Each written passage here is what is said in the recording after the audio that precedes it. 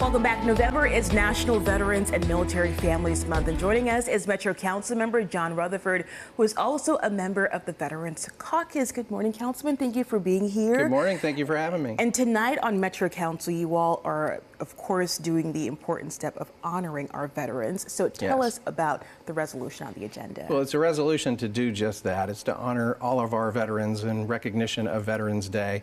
I'm part of the caucus, and I'm a veteran myself, and son and grandson of veterans. So Veterans Day has always meant a great deal to me, and so this is just a wonderful way to express that to all our Nashville area veterans. Well, thank you for your service and for the service of your relatives. Do you think honoring our veterans today in 2024 has a different significance than it did, say, 20, 30 years ago? Well, it does, because of everything that we've been through just as a nation, the war on terror and all of that since 9/11. You know, my father's era, the greatest generation in World War II. It's just a different time, certainly, but we want to honor and recognize all of our veterans who have served.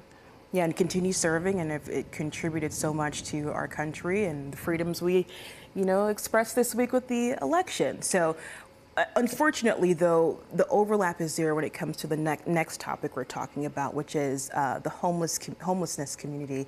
And there are a couple resolutions on the agenda tonight as well to try to address that. So tell me about the first one, talking about these intervention and support services. Yes, the first one is basically a grant that goes through the Metro Board of Health to the Neighborhood Health Incorporated, a nonprofit, to provide services such as healthcare, mental health, dental, substance abuse assistance, and that goes through a couple of different clinics downtown, providing those services to people who are experiencing homelessness. How important is it, you think, to the overall goals of council members like yourself to specifically address homelessness and to discuss, funding it and making sure that the members of this community are being serviced? Well, it's important overall for the community, because we see it day in and day out, and we're dedicating a lot of services and a lot of our capital to it.